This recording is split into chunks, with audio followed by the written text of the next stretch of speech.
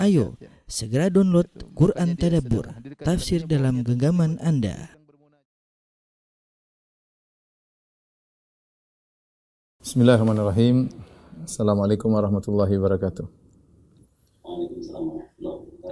Alhamdulillahi ala ihsani wa syukru lahu ala taufiqihi wa amtinani. Asyhadu an la ilaha illallah wahdahu la syarika lahu ta'ziman li sya'ni wa asyhadu anna Muhammadan abduhu wa rasuluhu da'ila ridwani. Allahumma shalli alaihi wa ala alihi wa ashabihi wa ikhwani. Para ikhwan jamaah Masjid Ukhuwah yang dirahmati oleh Allah Subhanahu wa taala.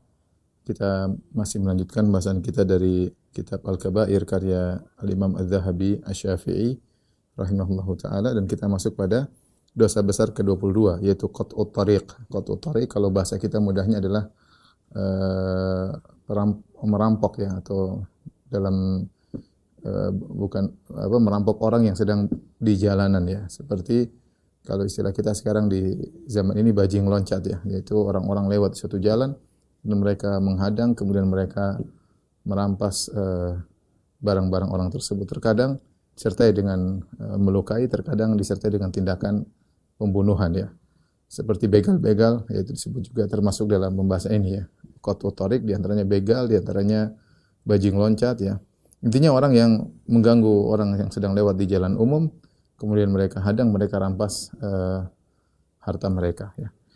Ini termasuk dosa besar ya, dan terkumpul padanya beberapa dosa besar. Pertama, sekedar membuat takut ya, orang, itu sudah merupakan dosa besar. Karena ketika orang-orang mengetahui adanya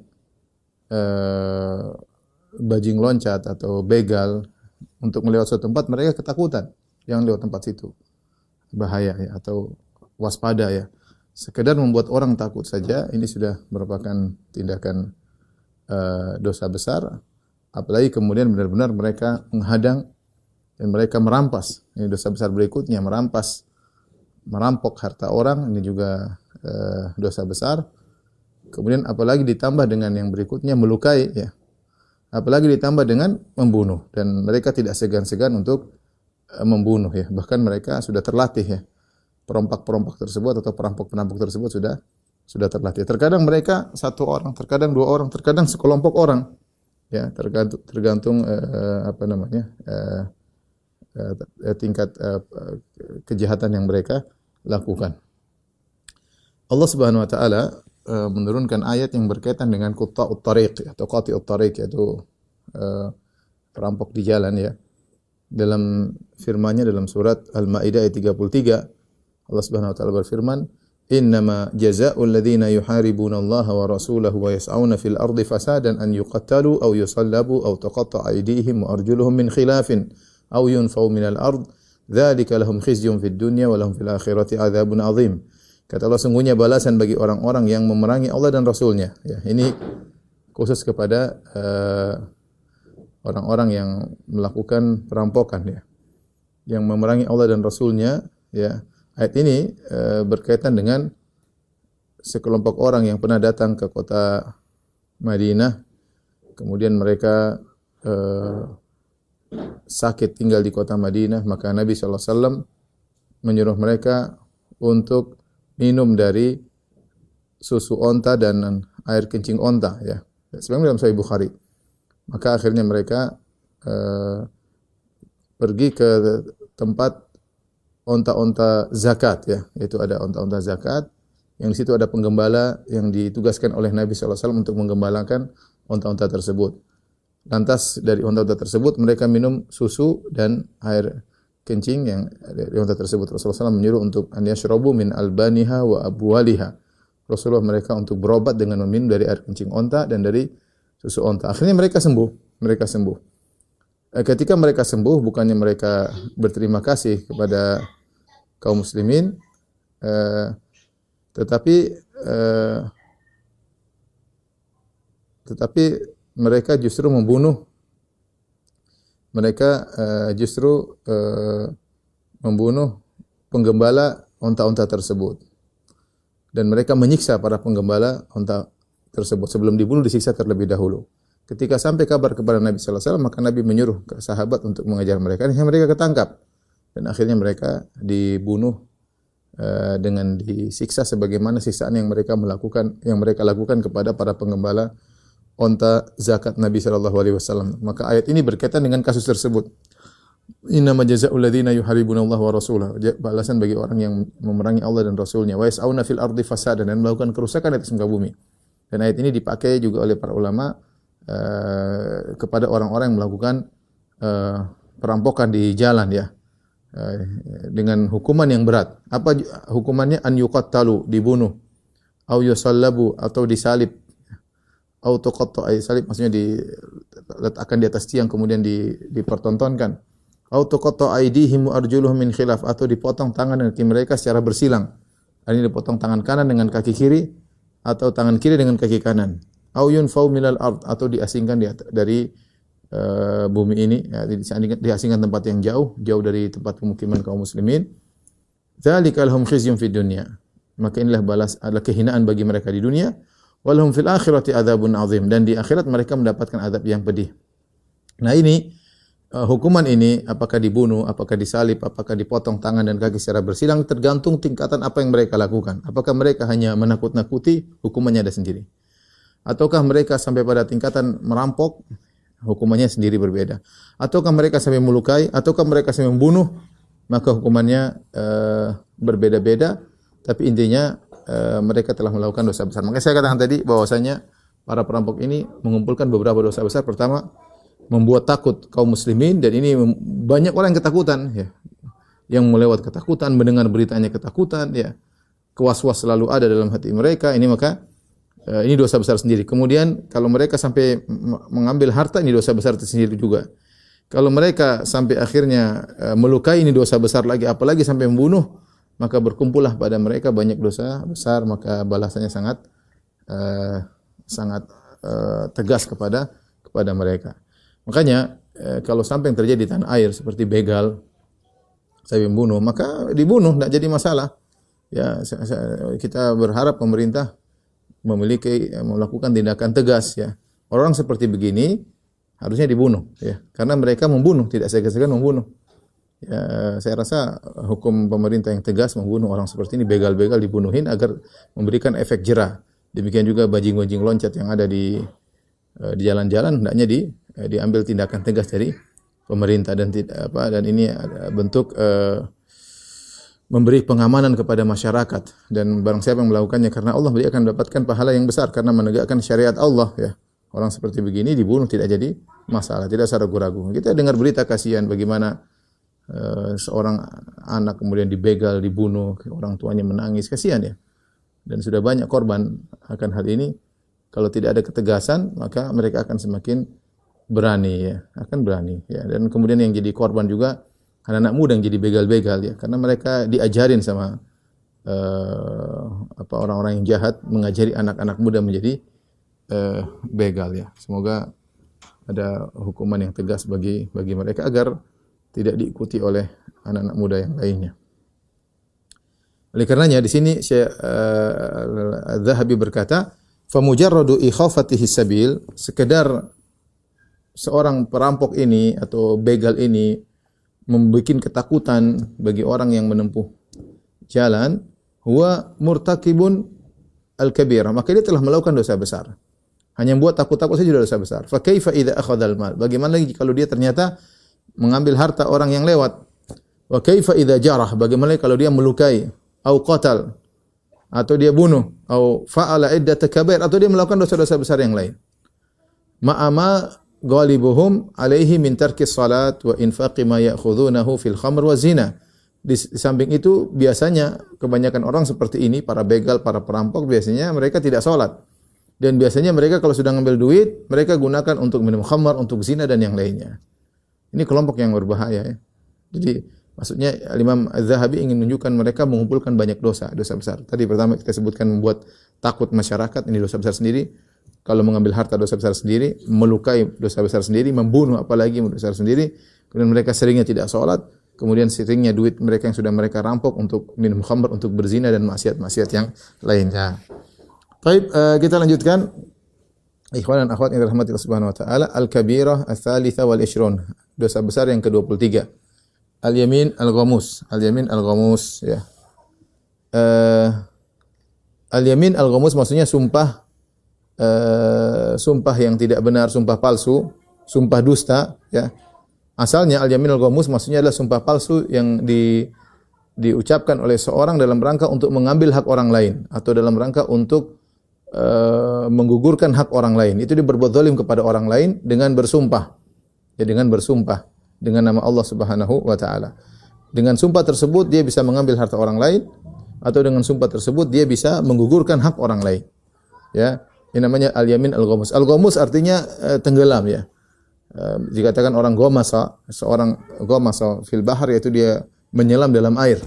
Dia menyelam dalam air. Kenapa sumpah tersebut disebut dengan al-ghamus, sumpah yang menenggelamkan atau menyelamkan? Maksudnya orang yang bersumpah dengan sumpah ini dia akan tenggelam dalam dosa, ya, menjerumuskan dia tenggelam dalam dosa. Dan di akhirat membuat dia terjerumus tenggelam dalam api neraka jahanam. Ya, kita tahu kalau orang sudah masuk dalam air kan dari segala air mengenai seluruh tubuhnya dari segala sisi. Kepalanya ada air, telinganya semua, badannya semua badannya kena air. Tidak ada yang kering sebagian, semuanya kena oleh tenggelam, semuanya kena air. Nah, demikianlah orang yang melakukan al-yamin al-ghamus, sumpah palsu, dia akan tenggelam dalam api neraka. Disebut dengan tenggelam karena api neraka akan meliputinya dari segala sisi, wal iyadzu billah. Taib, di sini Imam Az-Zahabi membawakan beberapa hadis ya, di antaranya dari Abdullah bin Amr bin As radhiyallahu anhuma anin Nabi sallallahu alaihi wasallam, dari Nabi sallallahu alaihi wasallam beliau bersabda, al-kaba'ir, dosa-dosa besar, al-isyraku billah, syirik kepada Allah Subhanahu wa taala. Kemudian wa uququl walidain, kemudian berdurhaka kepada kedua orang tua. Kemudian wa qatlun nafsi, membunuh jiwa yang tidak berhak untuk dibunuh.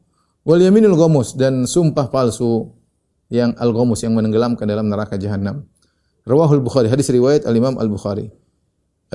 Kemudian kata Az-Zahabi, wal yaminul ghamus, dan al-yamin al-ghamus, sumpah al-ghamus allati yuta'ammadu fiha al-kadhib, ya. Yang sengaja dia bersumpah dengan dusta, sengaja dia berdusta. Sumiyat ghamusan, dinamakan dengan ghamus yaitu menenggelamkan ya. Li'annaha taghmisu al-halif fil itsm, karena dengan sumpah ini menjadikan orang yang bersumpah tenggelam dalam dosa ya, kalau di dunia dan di akhirat tenggelam dalam neraka jahanam, dalam neraka jahanam. Perhatikan di sini Nabi menyebutkan al-kaba'ir, dosa-dosa besar. Rasulullah sebutkan di sini ada 1 2 3 4. Isyrak billah, durhaka kepada orang tua, syirik kepada Allah, uququl walidain, durhaka kepada kedua orang tua, membunuh jiwa, dan al-yaminul ghamus. Bayangkan ini semua yang 3 sebelumnya dosa-dosa paling parah, syirik, durhaka kepada orang tua, bunuh orang lain. Kemudian digabungkan dengan al-yaminul ghamus, sumpah palsu. Ini menunjukkan digandengkannya sumpah palsu ini dengan syirik, durhaka pada orang tua dan bunuh orang, menunjukkan dia dosa sangat besar. Ya, jangan dianggap sepele. Dosa tersebut mengumpulkan sumpah disertai dengan mengambil hak orang lain. Dia ingin menghalalkan mengambil hak orang lain atau menjatuhkan hak orang lain dengan bersumpah, maka dosanya tidak sepele, dosanya menjadi sangat besar. Kemudian juga hadis berikutnya, wa qala Nabi sallallahu alaihi wasallam bersabda, qala rajulun wallahi la yaghfirullahu li fulan. Ada seorang berkata, demi Allah, Allah tidak akan mengampuni si fulan. Fa qala Allah Ta'ala, maka Allah mengomentari sumpah orang tersebut, man dzal ladzi yata'alla alayya alla aghfira li fulan. Siapa yang berani bersumpah dengan namaku bahwasanya aku tidak akan mengampuni si fulan? Qad ghafartu lahu ahbatu amalak. Aku telah ampuni dia dan aku gugurkan amalanmu ya. Ini salah satu lagi bentuk sumpah. Sebab hadis ini itu ada 2 orang dari Bani Israel, yang satu rajin beribadah, yang satu tukang maksiat. Satu rajin beribadah, satu tukang maksiat, dan mereka saling bersahabat. Yang rajin beribadah senantiasa menasihati yang tukang maksiat. Dia mengatakan, ya hadza aqsir, wahai fulan, berhentilah, jangan melakukan maksiat. Tapi dia terus melakukan maksiat. Sampai satu hari orang rajin ibadah ini mendapati temannya ini melakukan maksiat yang tidak biasanya, itu lebih parah. Maka dia mengatakan, ya hadza aqsir, wahai fulan, berhentilah. Maka orang yang bermaksiat berkata, orang yang bermaksiat lantas berkata, da'ni wa rabbi, Tinggalkan aku dengan Tuhanku. Abu ista alayya raqiban. Apa kau diutus untuk menjadi pengawasku? Artinya dia marah juga yang ditegurin, yang tukang bas ini marah juga. Artinya sudah cukup malaikat ngawasi aku, ngapain kau tegur-tegur aku? Intinya dia juga salah ya. Yang melakukan maksiat sudah bermaksiat, kemudian dia tidak mau diingkari. Padahal namanya ingkarul munkar itu perlu. Tapi dia emosi, dia mengatakan da'ni wa rabbi, biarkan aku dengan Tuhanku, ngapain kau ngurusin aku? Ya. Abu Isa alayya raqiban, apakah Allah mengutusmu untuk mengawasi aku? Artinya sudah cukup malaikat nyatat amalanku, ngapain kau ngurusin aku? Dia melakukan kesalahan tatkala ada temannya mengingkari kemungkaran. Tapi kesalahan yang dilakukan oleh orang yang rajin ibadah lebih parah. Ketika dikatakan kepadanya, apa kau diutus oleh Allah untuk mengawasi aku? Dia pun emosi. Orang yang melakukan yang taat ini emosi. Maka ini dia bersumpah, dia mengatakan, wallahi la yaghfirullahu lak. Wallahi la yaghfirullahu lak. Allah tidak akan mengampuni engkau. Ketika dia emosi, dia bersumpah ya dengan nama Allah untuk mengatakan statement yang keliru. Allah tidak akan mengampuni engkau. Ya. Ini tidak berkaitan dengan harta diambil atau harta yang tertahan, tapi dia memvonis orang ini tidak akan diampuni. Ya, maka Allah tegur, Allah mengatakan man dzalladzi yata'alla alayya, siapa yang berani bersumpah atas namaku, alla aghfira li fulan, aku tidak akan mengampuni dia. Sungguh qad ghafartu lahu, aku telah mengampuni dia. Wa ahbatu amalak, adapun engkau orang yang taat, amalanmu semua gugur. Kenapa? Karena berani-berani bersumpah dengan nama Allah dengan suatu yang tidak benar. Ya. Dia ngomong Allah tidak akan ampuni dia, kedustaan. Terlalu nekat. Ya.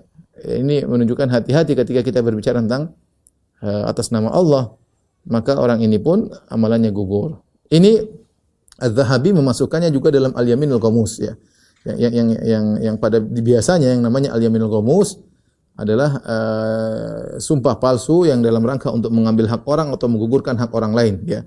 Tapi Az-Zahabi memiliki definisi, Al-Imam Zahabi punya definisi tentang Al-Yaminul Ghamus, yaitu sumpah palsu yang isinya ternyata sumpah dengan nama Allah yang ternyata isinya adalah kedustaan. Orang ini mungkin dia tidak sengaja berdusta, tetapi konten dari sumpah tersebut adalah ngawur dan tidak benar. Dari mana dia dapat? Apakah dia dapat wahyu bahwasanya Allah tidak akan mengampuni si fulan? Ya, si fulan ini tidak melakukan kesyirikan, dia melakukan maksiat. Tapi dari mana dalil bahwasanya orang yang melakukan maksiat selain syirik kemudian tidak akan diampuni?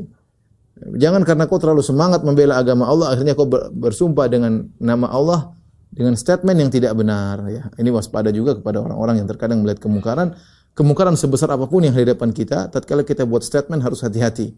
Jangan sampai kita atas nama Allah ternyata ngawur. Orang seperti tidak akan diampuni, orang seperti pasti neraka jahanam, orang seperti pasti kekal. Hati-hati. Tidak boleh. Kita bicara tentang dosa, masalah vonis orangnya masalah belakangan ya. Perlu atau tidak pemvonisan, kemudian apakah ada dalil atau tidak. Tapi kalau kita bicara hukum maksiat yang dilakukan itu harus namanya bentuk ingkarul munkar. Apakah ini syirik, apakah ini bid'ah, apakah ini maksiat. Ya, tapi jangan kemudian saking emosinya kemudian membuat statement yang tidak benar. Lihatlah nasib orang ini. Orang ini selalu rajin beribadah. Temannya selalu bermaksiat. Ya. Ternyata ketika dia salah vonis terhadap temannya, Allah mengatakan, saya ampuni temanmu yang tukang maksiat. Adapun engkau amalanmu gugur. Kenapa? Orang ini berani bersumpah atas nama Allah dengan statement yang keliru, yang tidak sesuai dengan hukum Allah Subhanahu wa taala. Maka waspada. Baik, karena kita tahu Allah berfirman innallaha la yaghfiru ay yushraka bihi wa yaghfiru ma duna dzalika liman yasha. Allah tidak mengampuni dosa syirik, tapi Allah mengampuni dosa selain kesyirikan bagi yang Allah kehendaki. Dosa besar apapun selain syirik, mau durhaka, membunuh orang, merampok, masih ada mungkin orang itu diampuni. Kalau Allah berkehendak Allah ampuni, kalau tidak Allah tidak ampuni. Terserah Allah, dan kita tidak bakalan tahu ini yang dikehendaki atau tidak. Oleh karena tidak usah kita memvonis. Kita bilang kamu pasti masuk neraka, ya enggak boleh. Enggak boleh. Dosanya sebesar apapun selain syirik, masih ada kemungkinan dia diampuni oleh Allah Subhanahu wa taala jika Allah berkehendaki, sebagaimana janji Allah innallaha la yaghfiru ay yushraka bih wa yaghfiru ma duna dzalika liman yasha. Allah tidak mengampuni dosa syirik dan Allah mengampuni dosa selain kesyirikan bagi yang Allah kehendaki. Tapi hadis berikutnya Rasulullah SAW bersabda, salasatun la yukallimuhumullahu yaumal qiyamah. 3 golongan atau 3 orang yang Allah tidak akan berbicara dengan mereka pada hari kiamat kelak. Maksudnya tidak berbicara dengan bicara rahmat ya. Allah berbicara nanti dengan siapapun, Allah mensidang mereka, Allah menghisab mereka, tapi di antaranya Allah tidak bicara dengan pembicaraan yang baik, tapi pembicaraan yang akan menyiksa mereka. Wala yuzakim, dan Allah tidak mensucikan mereka. Walahum adzabun alim, dan bagi mereka azab yang pedih. Siapa 3 orang tersebut? Al-musbil izarahu, yaitu orang yang musbil, yaitu yang sarungnya atau bajunya bagi laki-laki melewati mata kakinya, disebut dengan isbal. Kemudian al-mannan, yang kedua adalah al-mannan, yaitu orang yang berbuat kebaikan kemudian mengungkit-ungkit kebaikannya. Yang ketiga, wal munafiq sil'atahu bil halifil kadzib, yang melariskan dagangannya dengan sumpah palsu. Melariskan dagangannya dengan sumpah palsu. Hadis ini hadis riwayat Al-Imam Muslim. Hadis sahih dari hadis Abu Dzar radhiyallahu taala anhu. Di sini Rasulullah SAW menyebutkan 3 golongan yang mereka mendapatkan azab yang pedih. Selain dapat azab yang pedih, Allah permalukan mereka, Allah tidak bicara dengan mereka, Allah tidak mensucikan mereka, dan mereka azab yang pedih. Ini 3 dosa besar, seorang waspada. Yang pertama, al-musbil izarahu, yang isbal. Tapi benar kita tahu bahwasanya isbal ada khilaf di kalangan para ulama. Kalau seorang isbal karena sombong, maka semua sepakat bahwasanya itu adalah hukumnya haram, bahkan dosa besar. Hanya saja para ulama khilaf jika isbal tidak karena sombong. Tapi semua sepakat jika orang tidak isbal, maka itu yang terbaik, dapat pahala karena menjalankan sunnah Nabi SAW. Nabi dan para sahabat tidak isbal. Hanya saja khilaf bagaimana jika seorang isbal, laki-laki celana di bawah mata kaki, sarungnya di bawah mata kaki, tapi dia tidak sombong. Kalau sombong jelas dosa besar. Ya, yang jadi masalah kalau tidak sombong, apakah haram atau tidak? Sebagian ulama seperti Imam Syafi'i, Imam Nawawi mengatakan makruh. Sebagian ulama mengatakan hukumnya haram meskipun tidak sombong, seperti pendapat Ibnu Hajar dalam Fathul Bari condong kepada pendapat ini. Demikian juga Az-Zahabi, demikian juga Ibnu Arabi dari mazhab Maliki. Mereka berpendapat bahwasanya isbal haram secara mutlak, ya, meskipun tidak sombong. Ini pendapat yang lebih kuat yang sudah saya jelaskan dalam syarah Kitabul Jami', ya, tapi saya tidak ingin mengulangi lagi. Intinya, apakah seorang melakukannya sombong atau tidak sombong, mending dia tinggalkan. Jangan dia isbal. Usahakan dia tidak isbal. Lihatlah bagaimana perhatian Umar bin Khattab radhiyallahu anhu ketika Umar bin Khattab radhiyallahu anhu setelah ditikam oleh Abu Lu'lu' al-Majusi dengan 3 tikaman di perutnya, sehingga kalau dia makan sesuatu keluar dari ususnya tersebut. Kalau dia minum susu maka keluarlah susu dari ususnya tersebut, dan dia meyakini dia akan meninggal dunia. Ketika dia sedang tergeletak di atas tempat tidurnya, maka datang orang mengunjunginya, ya, ada yang memujinya. Sampai di antara seorang pemuda yang memuji Umar bin Khattab radhiyallahu anhu, mengingatkan bagaimana amal solehnya, bagaimana persahabatnya dengan Nabi SAW. Kemudian anak muda tersebut pergi meninggalkan Umar. Umar melihat dalam kondisi sekarat seperti itu, Umar melihat ternyata orang ini isbal. Umar berkata, "Rudduhu alayya." Kembalikan orang tersebut kepadaku. Anak muda tadi dibawa lagi kembali ke Umar. Umar berkata, "Ya irfa thawbak," atau irfa izarak, angkat bajumu atau angkat sarungmu di atas mata kaki. Fa innahu atqa li rabbik wa anqa li thawbik. Sungguhnya dengan kau mengangkat sarung di atas mata kakimu, itu lebih bertakwa bagi Rabbmu dan lebih bersih bagi bajumu, ya. Jadi kita berusaha menjalankan ketaatan, tidak usah kalau itu perkara sepele, ngapain Umar sibuk, ya. Umar tidak tanya kepada orang ini, "Kamu itu isbal sombong atau tidak?" Kalau sombong, angkat. Kalau enggak sombong, enggak apa-apa. Umar tidak memperinci ketika menegur orang tersebut. Umar langsung mengatakan, "Angkat, itu lebih bertakwa kepada Rabbmu." Cingkrang lebih bertakwa, ya. Kemudian dan itu lebih bersih bagi bajumu, ya. Demikian juga Nabi SAW ketika menegur orang yang isbal, Nabi tidak bertanya dulu, "Kamu ini isbal sombong atau tidak?" Kalau sombong, angkat. Kalau enggak sombong, enggak apa-apa. Nabi tidak pernah mengatakan. Nabi langsung tegur, angkat. Rasulullah suruh angkat. Maka terlepas dari khilaf di kalangan para ulama, saya tidak bicara tentang orang lain, kita bicara tentang diri kita, usahakan tidak isbal. Udah tinggal diangkat di atas mata kaki. Tidak usah tinggi-tinggi, kalau malu tidak usah tinggi-tinggi. Ya sudah, yang penting di atas mata kaki. Sudah cukup. Kalau ini mata kaki, di tengah mata kaki juga boleh. Yang penting jangan sampai turun di bawah mata kaki. Di atas lebih baik. Enggak usah tinggi-tinggi banget. Kalau malu dilihat orang tidak diganggu-ganggu, ya udah, yang penting di atas mata kaki. Aman, dapat pahala, melakukan sunnah dan selamat dari khilaf para ulama, ya. Saya sendiri merojihkan dalam syarah Kitabul Jami' bahwasanya hukum isbal haram secara mutlak, baik sombong maupun tidak sombong. Tentu berbeda antara yang melakukannya karena sombong, karena gaya, karena sombong, tentu lebih parah daripada orang yang melakukannya tidak karena sombong, tapi sebaiknya ditinggalkan. Apalagi di sini dikatakan adalah dosa yang besar. Al-Mannan adalah orang yang mengungkit-ungkit pemberiannya, ya. Ini juga dosa besar. Bayangkan dia melakukan kebaikan, tetapi justru kebaikan yang membuat dia dapat azab. Kenapa? Karena kebaikan tersebut ternyata disertai dengan menyakiti orang dia bantu.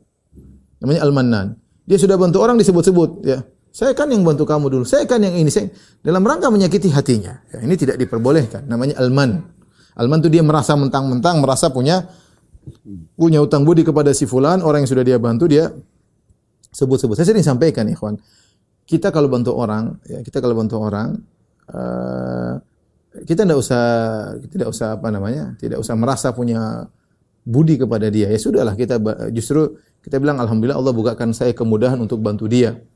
Allah berikan kemudahan bagi saya untuk bantu dia. Misalnya saya sering bilang kalau kita bantu orang miskin itu misalnya lapar, ya udah kita kasih makanan buat dia, dia makan selesai. Yang lebih beruntung kita daripada orang miskin tersebut. Orang miskin tersebut untungnya dia dapat keberuntungan dengan makan, laparnya hilang. Setelah itu sudah selesai. Adapun kita keuntungannya banyak. Kita dapat pahala. Ya. Kemudian kita juga dikasih kebahagiaan oleh Allah Subhanahu wa taala. Kemudian sedekah kita berlanjut, bermanfaat bagi kita di dunia, Allah beri tambahan, Allah ganti sedekah yang kita berikan, bermanfaat di alam barzakh. Kemudian pada hari kiamat kelak sedekah tersebut menjadi naungan bagi kita di bawah padang mahsyar, di bawah terik matahari yang amat panas, sehingga yang lebih beruntung kita daripada dia. Tatkala kita membentuk dalam hati kita, saya lebih beruntung daripada dia, kita tidak akan merasa mentang-mentang, tidak merasa dia berutang budi pada kita. Sudah selesai, kita sudah bantu orang selesai, yang penting Allah sudah tahu selesai. Tapi kapan kita tidak memperhatikan hal ini, kita sering mengungkit, saya kan yang sudah ini, saya kan yang sudah akhirnya menyakiti hatinya.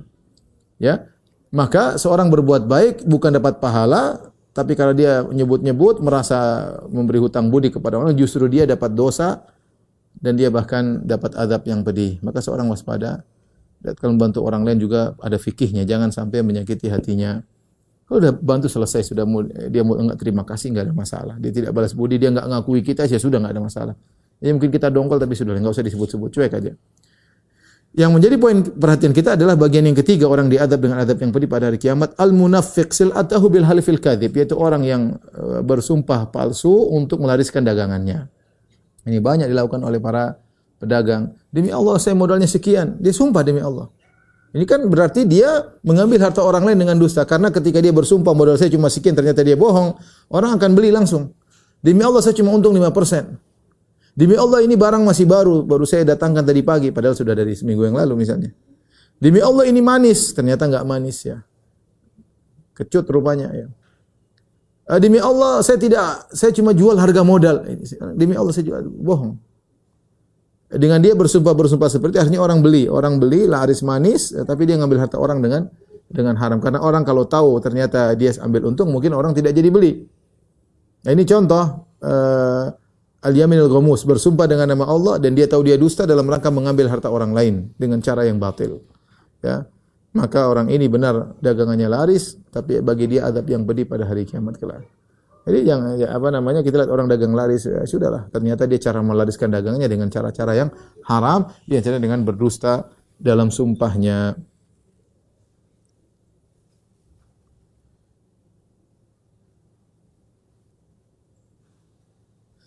Berikutnya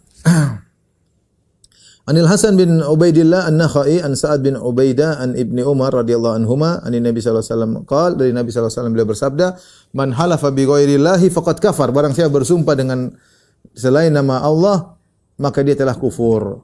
Wa fi lafdhin faqad asyrak, ya, dalam riwayat yang lain telah berbuat kesyirikan. Isnaduhu ala syarti Muslim, kata Al-Imam Zahabi ini hadisnya sahih dan sanadnya sesuai dengan kriteria Al-Imam Muslim dalam sahihnya. Ya, dalam sahihnya, dan ini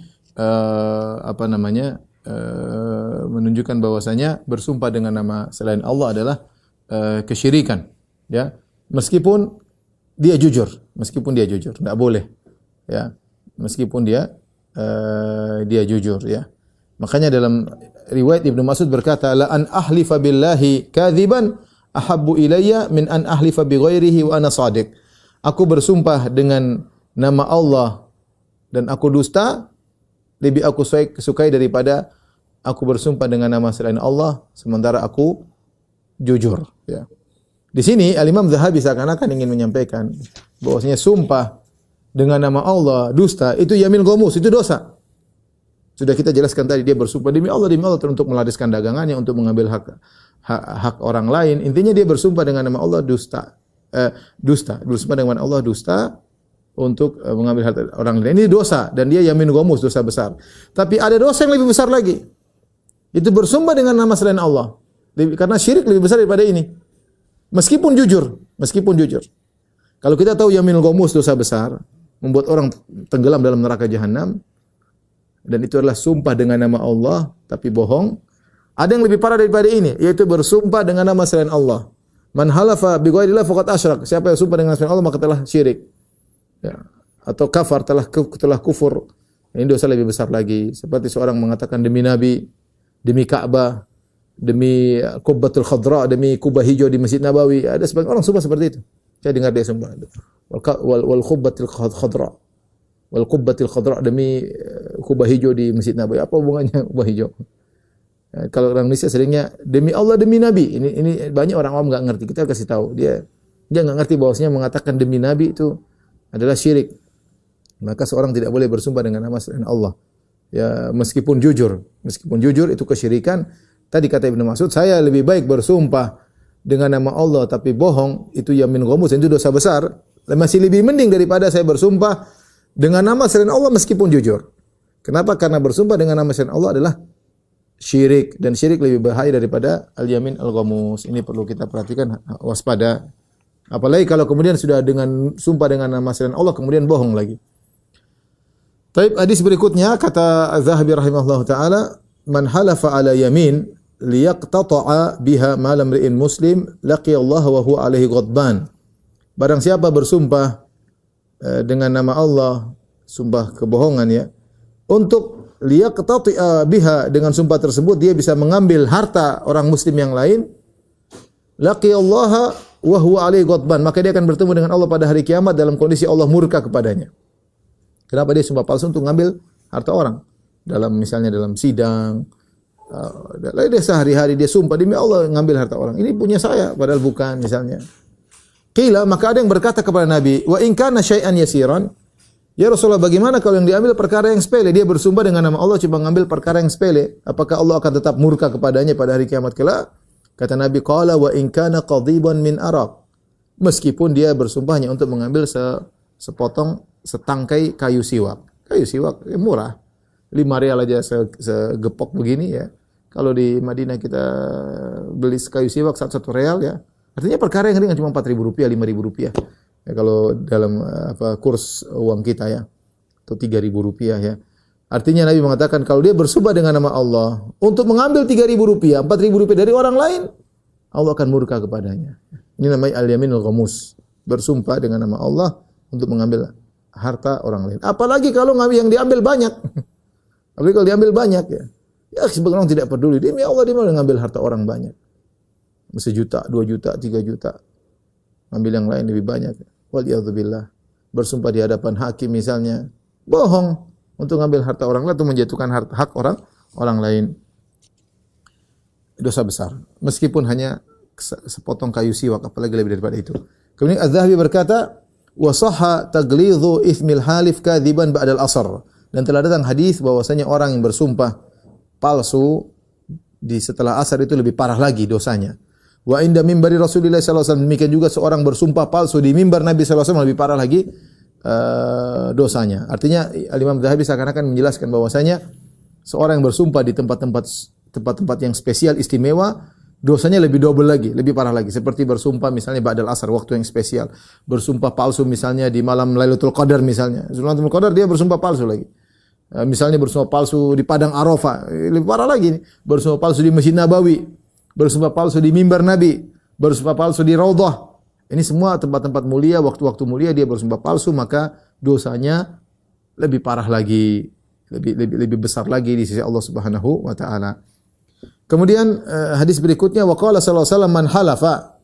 Rasulullah SAW bersabda, man halafa faqala fi hilfihi atau fi halfihi billati wal uzza. Barang siapa yang bersumpah kemudian ternyata dia bersumpah, dia mengatakan demi Lata, demi Uzza, falyaqul la ilaha illallah, maka hendaknya dia mengucapkan la ilaha illallah. Ini maksudnya sahabat yang terbiasa dahulu ketika sebelum masuk Islam terkadang sumpah dengan sesembahan-sembahan mereka. Oleh karenanya Az-Zahabi berkata, wa kana minas sahabah, di antara sahabat, man huwa hadithu ahdin bil halafi biha, Di antara mereka ada yang baru saja masuk Islam dan terbiasa bersumpah dengan Lata, demi Lata, demi Uzza, demi Lata, demi Uzza, demi Hubal. Terbiasa. Kemudian dia masuk Islam. Farubbama sabaqa lisanuhu ilal halafi biha. Terkadang dia ngomong setelah masuk Islam, lisannya kelepas ngomong demi Lata, demi Uzza. Karena kebiasaan dulu ketika sebelum masuk Islam. Kalau dia sudah terlanjur mengucapkan tersebut, fal yubadir biqauli la ilaha illallah, maka hendaknya dia segera mengucapkan la ilaha illallah. Karena wallati wal uzza, bersumpah dengan Lata dan Uzza adalah dosa besar, syirik, bersumpah dengan nama selain Allah, tapi dia tidak sengaja, kafarahnya dengan mengucapkan la ilaha illallah. Kafarahnya dengan mengucapkan la ilaha illallah, segera mengucap la ilaha illallah untuk menghilangkan kebiasaan dia tersebut. Dan hadis terakhir berkaitan dengan al-yaminul ghamus wa anin Nabi sallallahu alaihi wasallam qala. Dari Nabi sallallahu alaihi wasallam beliau berkata, la yahlifu 'abdun 'inda hadzal mimbar ala yaminin athimah walau ala siwakin ratbin illa wajabat lahun nar. Rawahu Ahmad fi musnadihi. Kata Nabi sallallahu alaihi wasallam, tidaklah seorang hamba bersumpah di mimbar ini, di mimbar Nabi sallallahu alaihi wasallam, ala yaminin athimah, dengan sumpah yang dusta, walau ala siwakin ratbin, meskipun hanya untuk mengambil satu sebatang siwak yang masih basah, illa wajabat lahun nar, kecuali wajib bagi dia untuk masuk neraka jahanam. Hadis riwayat Ahmad dalam sunatnya, dalam musnadnya, ya, dengan perawi yang thiqah, dengan para perawi yang thiqah. Jadi hadisnya sahih. Ini sebagaimana sudah kita isyaratkan bahwasanya bersumpah di tempat-tempat tertentu yang mulia, ketika bohong maka lebih parah lagi dosanya. Tapi kita masuk pada pembahasan yang terakhir pada pembahasan kali ini tentang dosa besar dusta, ya, dosa besar dusta. Al-kabiratur rabi'atu wal ishrun. Dosa besar ke-24. Ini sangat penting ikhwan dan akhwat yang dirahmati Allah Subhanahu wa taala, karena dusta banyak dilakukan oleh masyarakat. Ya, dusta apalagi musim sekarang, musim politik, musim orang dusta enggak malu-malu, udah ketahuan dusta masih dusta lagi. Banyak orang berdosa zaman sekarang, ya. Dusta suami kepada istrinya, dusta istri kepada suaminya, dusta orang tua kepada anaknya, anak dusta kepada orang tuanya, dusta saudara dengan kawannya, dengan rekan kerjanya, dusta bos kepada pegawainya, dusta pegawai kepada bosnya, dusta banyak, ya.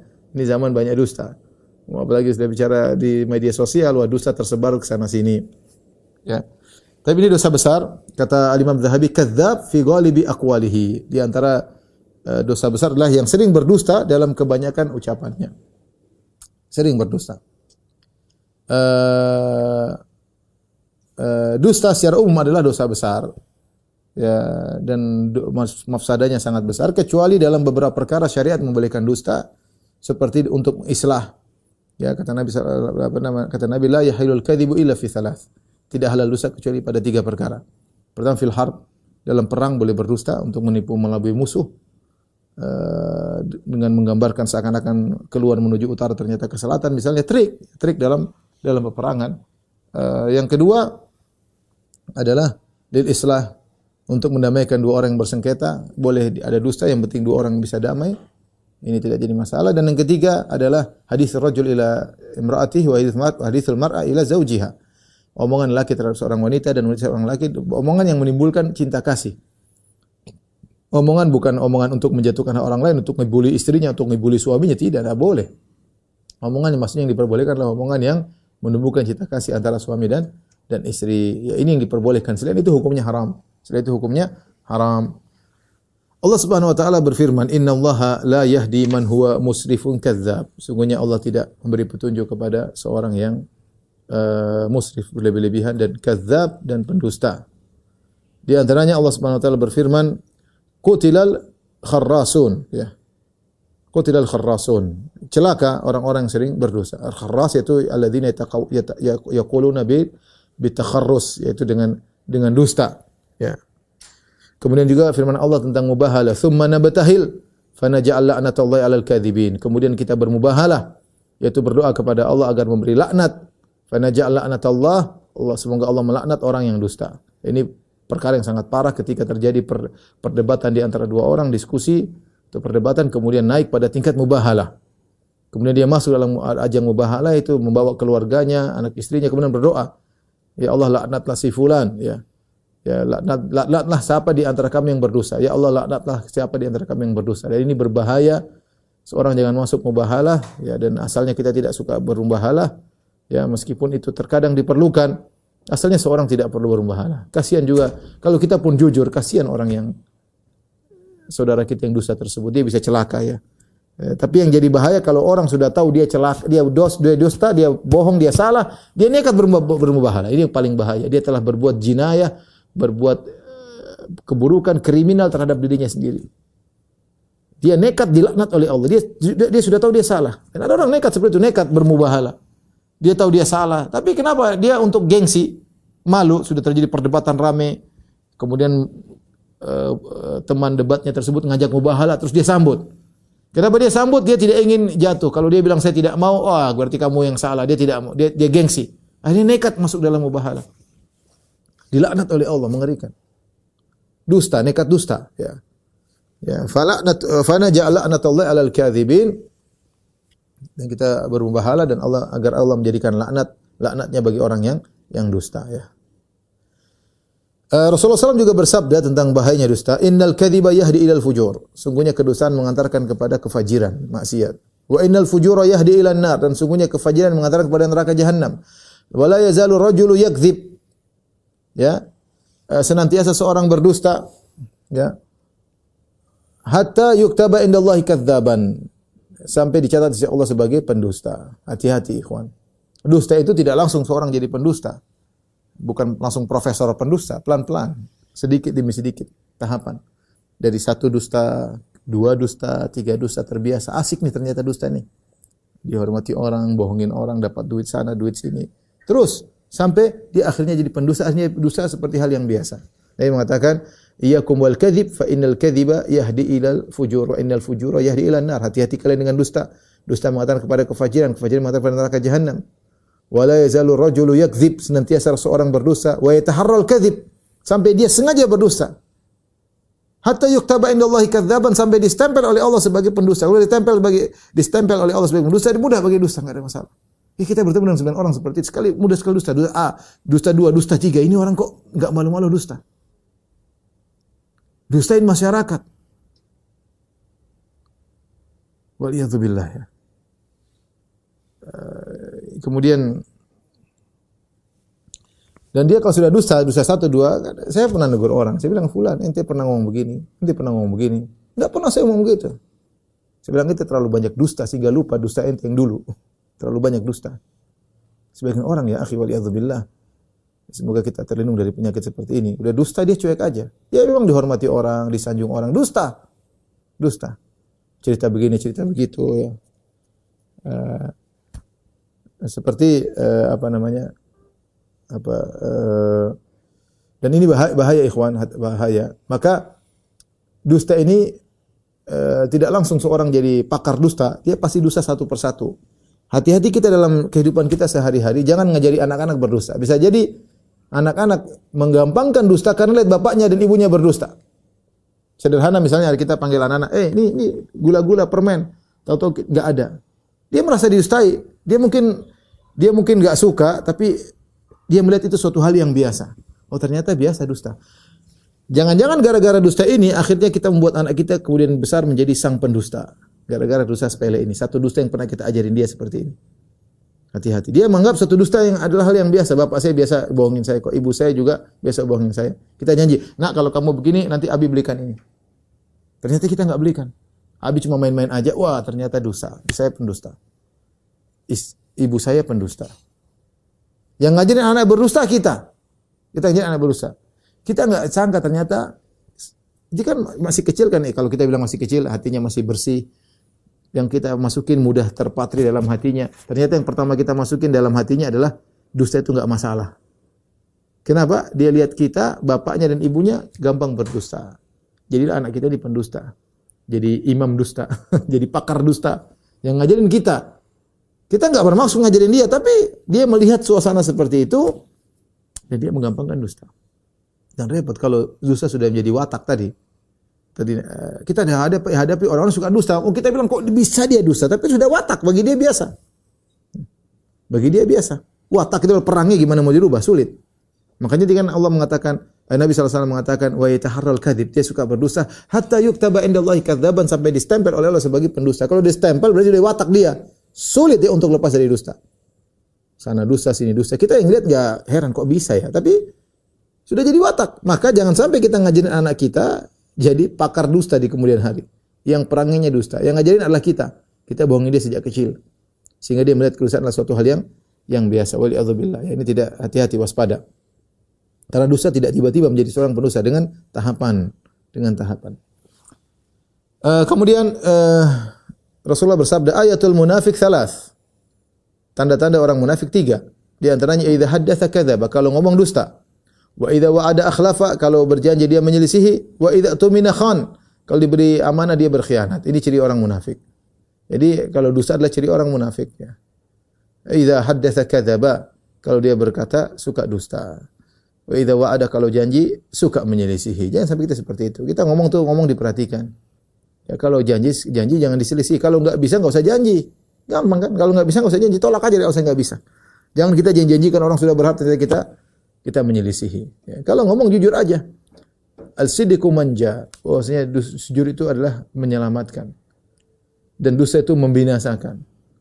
Sebagian orang merasa kalau dengan dusta dia akan selamat. Iya, dia akan selamat, suatu saat dia akan binasa. Paling tidak hatinya binasa, rusak. Ya.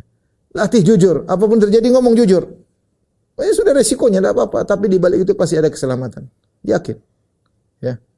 Ya ayyuhalladzina amanu taqullaha wa kunu ma'as shadiqin. Wahai orang beriman, bertakwalah dan bersamalah dengan orang yang jujur. Jujur, jangan bohong. Ya, karena bohong adalah sifat orang munafik. Kemudian juga dalam hadis wa qala arba'un man kunna fihi kana munafiqan khalisan. Dalam hadis yang lain kata Nabi 4 perkara, siapa yang 4 perkara tersebut ada pada dirinya maka dia munafik yang murni. Wa man kanat fihi khoslatun minhunna kanat fihi khoslatun min nifaq. Barang siapa yang ada sebagian perangai dalam dirinya maka dia memiliki sebagian perangai kemunafikan. Hatta yada, sampai dia tinggalkan. Apa 4 perangai tersebut? Yang merupakan perangai orang munafik, idza tumina khan, kalau diberi amanah dia berkhianat. Wa idza haddatsa kadzaba, kalau bohong dia dusta. Wa idza ahada ghadar, kalau dia sudah berjanji dia berkhianat.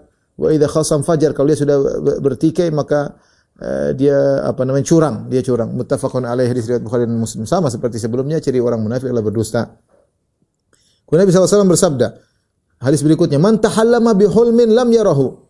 Barang siapa yang pura-pura bermimpi, dia cerita saya mimpi ini, padahal dia tidak bermimpi, dia bohong. Kullifa an yaqida baina sya'irataini yaumil qiyamah, maka dia disuruh pada hari kiamat untuk menggabungkan 2 biji gandum, ditempelkan, walan ya'fal, tidak bakalan mampu. Nah, dia ngomong, saya mimpi tadi malam begini. Padahal dia bohong. Dan orang, masyarakat gandrung dengan mimpi-mimpi yang menakjubkan. Dan kalau orang sudah mimpi, saya ketemu Nabi, saya ketemu Abu Bakar, ketemu Umar, saya begini melihat surga, saya mimpi bulan jatuh kepada aku, dan macam-macam. Padahal dia bohong, ya. Orang langsung muliakan, ini wali Allah. Ini wali Allah. Wali Allah. Orang terpesona dengan dia. Kalau dia mimpi benar enggak ada masalah, tapi kalau dia mentahallama, pura-pura mimpi, dosa besar. Dosa besar pura-pura mimpi. Maka di hari kiamat disuruh untuk gabungkan 2 baina syairatain, digabungkan antara 2 biji, mau ditempelkan gimana caranya?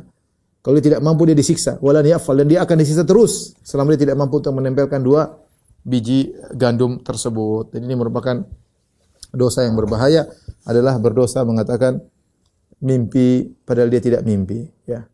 Sekarang sebagian orang menjual untuk membuat dirinya terangkat di sisi masyarakat dengan cerita mimpi ini, mimpi anu. Sampai terkadang mereka di antara mereka debat, enggak benar, enggak mimpi, saya enggak pernah. Jadi mimpi dijadikan bahan untuk mengangkat dirinya agar orang memuliakan dia, orang mengkhutuskan dia, mimpi.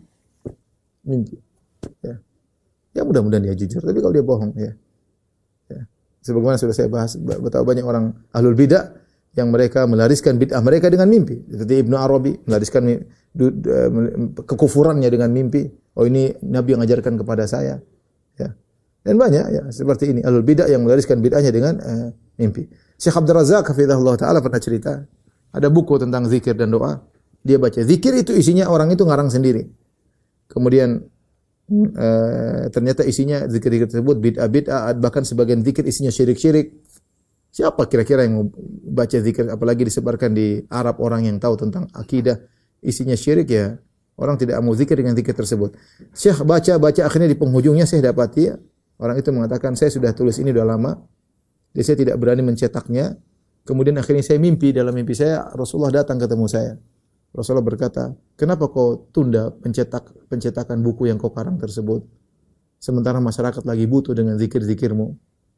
Akhirnya saya terbangun. Tapi saya belum cetak juga. Kemudian saya mimpi lagi, saya tidur lagi, saya datang ditanya Abu Bakar. Abu Bakar bilang lagi, kenapa kau tidak cetak? Orang lagi butuh dengan zikirmu ini. Saya belum cetak juga, saya tunda. Saya tidur mimpi lagi ketemu Umar.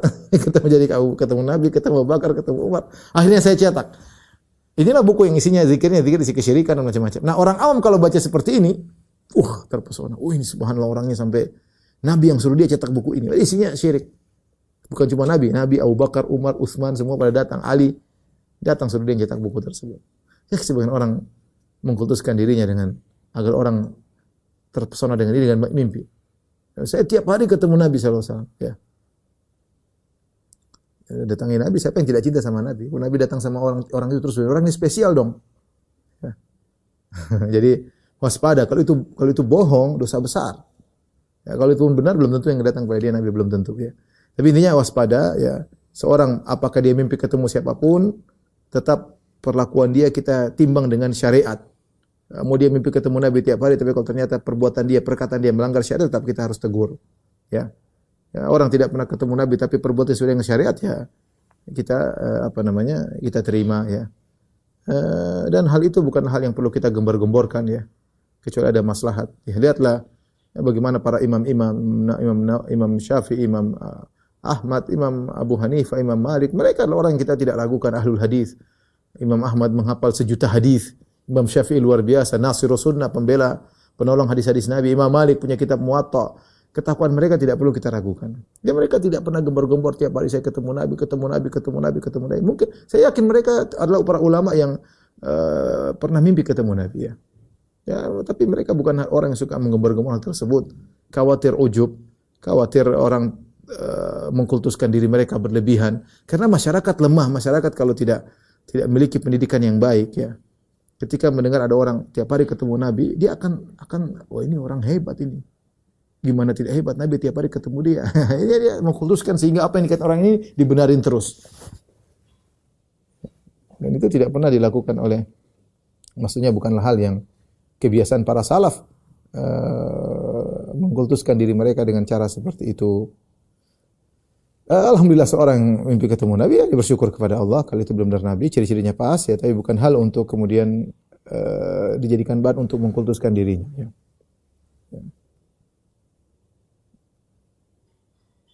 Nanti khawatirnya salah. Seperti saya sudah bahas pada pertemuan sebelumnya tentang mimpi. Ada seorang bermimpi, dia Nabi mengatakan kau akan berkumpul denganku sebelum usiamu 40 tahun. Ini gembar-gemborkan hal tersebut. Kenyataannya dia meninggal ketika setelah umur 40 tahun, bahkan setelah 41 tahun. Akhirnya kan gimana? Akhirnya apakah Nabi bohongin dia dalam mimpi tersebut? Intinya seorang waspada, jujur ya. Dusta itu buruk ya. Dusta itu buruk, bahkan dusta dalam mimpi. Saya mimpi lihat ini, mimpi lihat anu ya. Kalau dia jujur enggak ada masalah, jujur ceritakan saja. Kalau jujur tidak semua mimpi juga kita ceritakan. Lihat situasi dan kondisi. Taib. Di antara juga hadis Nabi SAW, inna afral fira an yuriya ar-rajulu ainaihi ma lam taraya. Hadis riwayat Bukhari. Di antara sebesar-besar kedustaan adalah seorang yang mengatakan saya lihat ini padahal dia tidak lihat. Ini berkaitan dalam mimpi maupun di luar mimpi ya. Saya lihat kemarin padahal enggak lihat. Saya pernah lihat seseorang ternyata enggak. Seorang ngomong sebelum ngomong dia pikir dulu, benar enggak dia lihat atau tidak? Ya, benar atau tidak?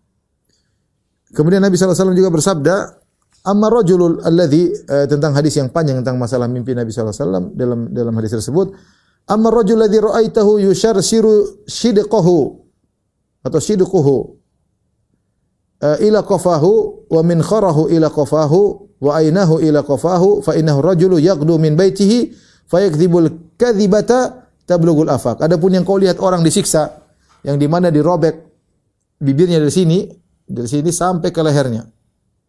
Kemudian min kharahu, hidungnya sampai ke lehernya. Matanya dicongkel sampai ke lehernya. Ini disiksa dengan ini dirobek, hidungnya dirobek sampai ke belakang, matanya dirobek sampai belakang.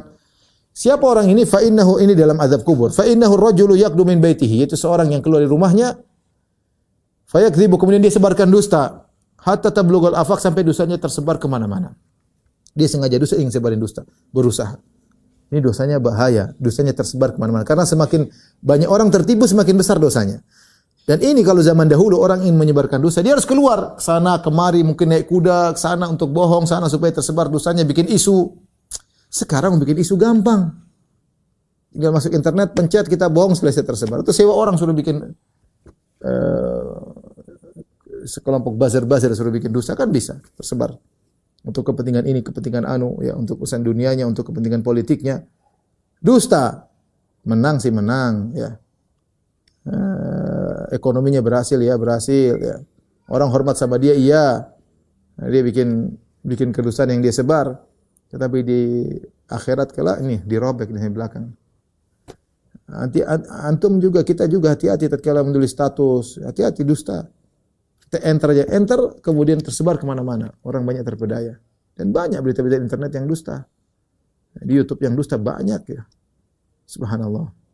Mungkin dia viewersnya banyak, followersnya banyak. Iya, alhamdulillah. Dapat apa? Cuma dapat gaji dari YouTube mungkin. Atau disanjung orang. Karena viewersnya banyak, dia bangga yang nonton banyak, tapi kalau isinya dusta. Apalagi menjatuhkan hak orang lain. Menjatuhkan harga diri orang lain, ternyata dusta. Waliyadzubillah ya. Hanya kesenangan sementara. Di alam barzah, dirobek gitu. Ya, sekarang orang kalau zaman dulu ingin menyebarkan dosa, sulit kan, harus pergi ke sana, pergi ke sana. Sekarang tinggal enter, selesai. Sebar satu dunia. Kemudian hadis berikutnya, yutba'ul mu'min ala kulli syai' laisal khiyanah wal kadhib. Seorang mukmin bisa jadi punya perangai dalam perangai apapun kecuali khianat dan dusta. Ruwiya bi isnadain dha'ifain Nabi sallallahu alaihi wasallam. Ya, kata Az-Zahabi, ini hadis diriwayatkan dari dua yang sanad yang dhaif dari Nabi sallallahu alaihi wasallam. Apakah dua sanad yang dhaif ini bisa mengangkat derajatnya menjadi hasan? Ya. Wallahu a'lam bishawab ya. Tapi intinya sanadnya dhaif. Maksudnya hadis ini orang mukmin mungkin melakukan dosa yang lain. Mungkin dia tidak bisa menjaga pandangan, mungkin dia bisa makan yang haram, mungkin namanya orang mukmin bisa saja. Tapi untuk dusta dan khianat tidak mungkin. Orang mukmin itu tidak berdusta dan khianat. Ini artinya Nabi menggambarkan dosa parah, bukan perangai orang mukmin. Yang lainnya mungkin orang mukmin bisa terjerumus dalam dosa-dosa, kecuali ini, khianat dan dusta. Kemudian kata Nabi SAW, inna fil ma'arid la manduha. Ya. Sungguhnya dalam tauriyah ada manduha. Manduha itu perkara yang lapang, anil kadhib, supaya selamat dari dusta. Apa itu tauriyah? Tauriyah itu kita mengucapkan kata yang benar tapi disalahpahami oleh pendengar. Ini dalam kondisi terdesak boleh kita lakukan. Ya, dalam kondisi terdesak boleh kita lakukan. Seperti ketika Nabi berjalan dengan Abu Bakar, kemudian orang-orang bertanya, "Siapa di depan wahai Abu Bakar?" Nabi mengatakan, "Hadza hadin ila thariq." Ini penunjuk jalan. Orang menyangka penunjuk jalan, maksudnya Abu Bakar adalah penunjuk jalan menuju surga. Nabi sendiri tidak tahu jalan, tapi Nabi Abu Bakar mengatakan hadza hadin ila thariq, ini penunjuk. Ini namanya tauriyah, mengucapkan sesuatu yang benar tapi disalahpahami oleh orang yang mendengar. Dan ini dilakukan oleh Abu Bakar ya. Sebagaimana pernah juga dilakukan oleh Ibrahim alaihissalam ya. Ketika ditanya tentang istrinya Sarah, maka dia, siapa ini, kata Ibrahim, hadi ukhti, inilah saudariku, maksudnya saudariku dalam Islam. Tapi dia istriku, bukan saudari kandung, tapi orang yang mendengar salah paham. Ini boleh dilakukan dalam kondisi darurat daripada kita terjerumus dalam dusta ya. Kemudian hadis berikutnya, kafa bil mar'i itsman an yuhadditsa bi kulli ma sami'. Cukuplah seorang dikatakan pendusta, cukuplah seorang berdosa kalau dia menyampaikan semua yang dia dengar. Ini peringatan bagi kita, tidak semua yang kita dapat kita share. Karena kalau kita setiap yang dapat kita share, setiap dapat berita kita share, pasti ada kedustaan yang kita sebarkan. Karena tidak semua berita sampai kepada kita pasti benar, enggak mungkin. Enggak mungkin. Dari mana kita bisa cek benar atau tidak? Pernahkah Anda melakukan cross check terhadap berita yang sampai kepada HP Anda? Linknya, pernahkah Anda cek itu pernah benar atau tidak? Pernah Anda tanya siapa penulisnya, sikoh atau tidak? Anda enggak pernah tahu, enggak pernah cek. Oh, ini dari website ini, apakah website ini sikoh atau tidak? Ataukah ditunggangi dengan para penunggang yang menyetir berita-beritanya? Kita enggak tahu. Ya, maka seorang jangan setiap ada kabar kemudian dia share. Karena itu dia pasti akan terjerumus dalam dusta. Kafa bil mar'i isman, cukup seorang berdosa an yuhadditsa bi kulli ma sami', untuk menyampaikan semua yang didengar. Apa yang dengar dia sampaikan, apa yang dengar dia sampaikan. Ada orang seperti itu hobinya. Dapat kabar langsung share, dapat kabar langsung share. Tiga hadis lagi. Al-mutasyabbi' bima lam yu'ta kalabisi thawbai zur. Hadis riwayat Muslim. Yang orang bergaya dengan apa yang tidak dia miliki, dia seperti memakai dua baju kedustaan. Apa maksudnya? Dia bergaya, dan ini sifat-sifat orang-orang munafik, yuhibbuna an yuhmadu bima lam yaf'alu. Mereka suka dipuji dengan apa yang tidak mereka lakukan. Menampakkan dia ngomong seakan-akan dia hebat padahal tidak.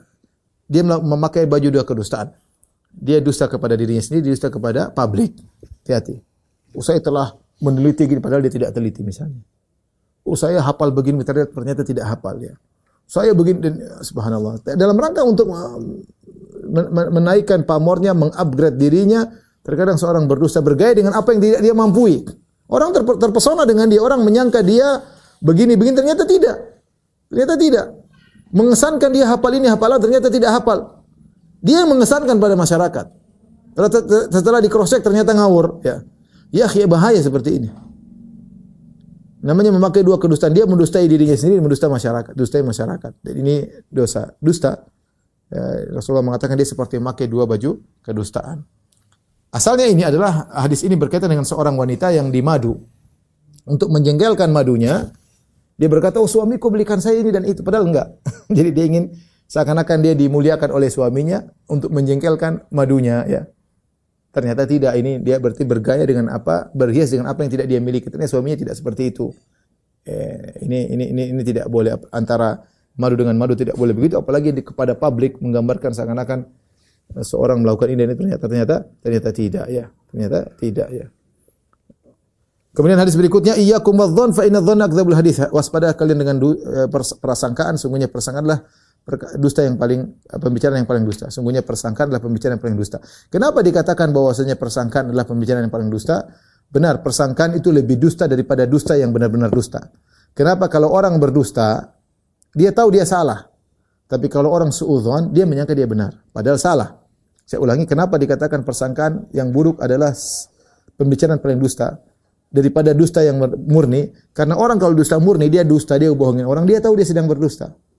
Tapi kalau orang berprasangka, dia menyangka dia benar, padahal itu salah. Makanya persangkaan adalah dusta yang paling, pembicaraan paling dusta, karena orang yang berprasangka menyangka dia benar, ternyata salah ya. Yang terakhir, salah satu la yukallimuhumullah, ya. 3 golongan yang Allah tidak ajak bicara, itu hadis yang diantaranya 3 golongan tersebut, malikun kadzdzab, seorang raja yang berdusta. Disebutkan kenapa dia tidak diajak bicara oleh Allah Subhanahu wa taala, karena raja sebenarnya tidak perlu berdusta. Raja ngomong apapun orang dengar. Ya, tidak perlu dia berdusta, apalagi dia berdusta untuk kepada masyarakatnya, yang didustai adalah banyak orang. Ternyata rakyatnya sangat banyak. Ini dosanya sangat parah. Ya, sangat parah. Dia raja, harusnya dia memegang kekuasaan dan tidak perlu dusta. Dia jujur saja, orang nurut, apalagi ngapain dia berdusta? Tatkala dia ternyata berdusta, maka ini merupakan dosa besar ya, karena dia melakukan dosa yang seharusnya tidak perlu. Yang kedua, dari sisi yang dia dustai adalah rakyat yang sangat banyak. Hadis riwayat Muslim. Wallahu alam bisawab. Ini saja yang saya sampaikan pada kesempatan kali ini, para ikhwan dan akhwat di Masjid Ukhuwah. Baik, demikian saja apa yang bisa saya sampaikan. Ikhwan dan akhwat yang dirahmati Allah Subhanahu wa taala, semoga Allah menjauhkan kita dari dosa-dosa besar dan juga dosa-dosa kecil, dan semoga di bulan Ramadan ini kita banyak-banyak bertobat kepada Allah, mendekatkan diri kita kepada Allah, merenungkan dosa-dosa yang sudah kita tumpuk selama setahun dari Ramadan yang lalu sampai Ramadan sekarang, apakah dosa-dosa penglihatan, dosa-dosa pendengaran, dosa-dosa komentar, dosa-dosa hati. Saatnya kita bertobat kepada Allah agar kita bisa menyambut Ramadan dengan lebih baik. Wabillahi taufiq wal hidayah. Assalamualaikum warahmatullahi wabarakatuh.